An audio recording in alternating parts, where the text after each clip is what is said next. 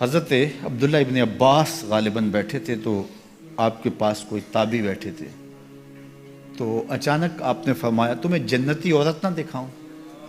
انہوں نے کہا جی دکھائیے۔ تو کہا وہ جو سیاہ رنگت کی خاتون گزر رہی ہے یہ جنتی ہے۔ تو انہوں نے کہا وہ کیسے؟ کہا ایک دن یہ حضور کے پاس آئی اور آقا کریم سے کہنے لگی حضور میرے لیے دعا کر دیجیے، مجھے مرگی کے دورے پڑتے ہیں تو میں گر پڑتی ہوں، تو آپ میرے لیے دعا کر دیجئے میں اس بیماری سے بچ جاؤں۔ تو اللہ کے محبوب علیہ السلام نے فرمایا اگر تو صبر کرے تو تیرے لیے جنت کا وعدہ ہے۔ آپ کہو تو میں دعا کر دیتا ہوں، تم ٹھیک ہو جاؤ گے، لیکن اگر تم صبر کرو تو جنت کا وعدہ ہے۔ تو اس نے کہا ٹھیک ہے مجھے منظور ہے، جنت وعدہ ٹھیک ہے، لیکن جب میں گرتی ہوں تو میرا پردہ کھل جاتا ہے، عورت ذات ہوں، چلو ٹھیک ہے بیماری رہے گروں بھی، لیکن اتنی دعا تو کر دیں کہ پردہ نہ کھلے۔ تو اللہ کے محبوب نے فرمایا ہاں یہ دعا میں کر دیتا ہوں۔ کہا کہ مرگی کے دورے سے اب بھی پڑھتے ہیں، اب بھی گر جاتی ہے، لیکن اللہ اس کے پردے کی حفاظت کرتا ہے۔ اللہ اکبر۔ تو پردہ کتنی اہم چیز ہے، اور ہمارا دین ہمیں اس کی تلقین کرتا ہے کہ تمہارا حیا نہیں لٹنا چاہیے، تمہارے پردے کی حفاظت رہنی چاہیے۔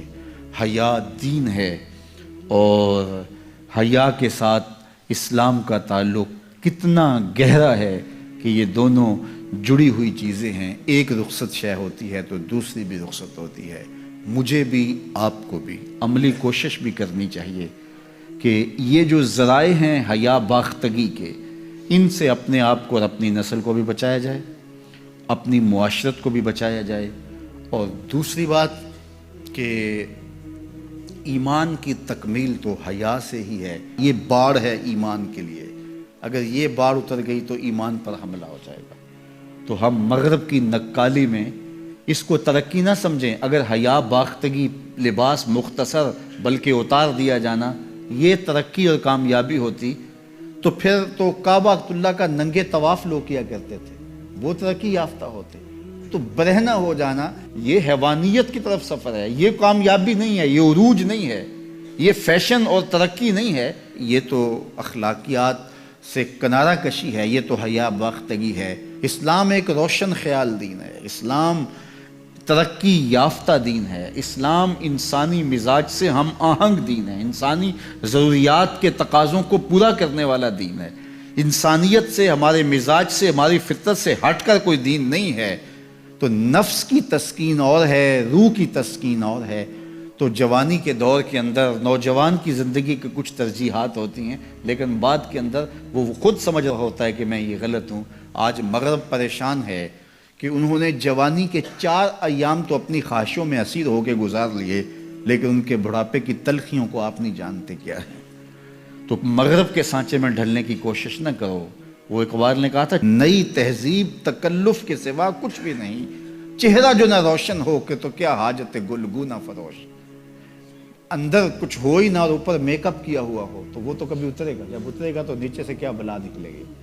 تو یہ مغرب کی تہذیب ایک میک اپ ہے، جب اترتا ہے تو نیچے سے بلائیں برآمد ہوتی ہیں، اور وہ بڑھاپے میں جا کے ان کی حالت دیکھو کہ وہ کتنی تلخ عجیب اور پریشان کن زندگی گزار رہے ہیں۔ لیکن مومن کی زندگی میں بظاہر تلخیاں بھی ہوں، لیکن اس کا چہرہ روشن ہی آپ کو دکھائی دے گا اگر وہ اسلام کے دیے ہوئے اصولوں کے مطابق چلتا ہے۔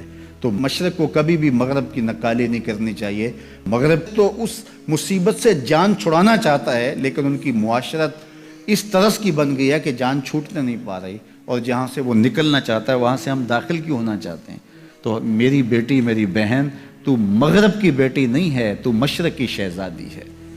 تیرا برقع، تیری چادر، تیرا حجاب تیری آبرو کا پہرا ہے، جب تو سمٹتی ہے تو معاشرہ پھیلتا ہے۔ تیرا حیا ہی تیری زندگی کا تیور ہے، اور یہی تیرا نور ہے۔ اور نوجوان کی آنکھوں کے شرم و حیا کے تلے عبادت کی لذت رکھی گئی ہے۔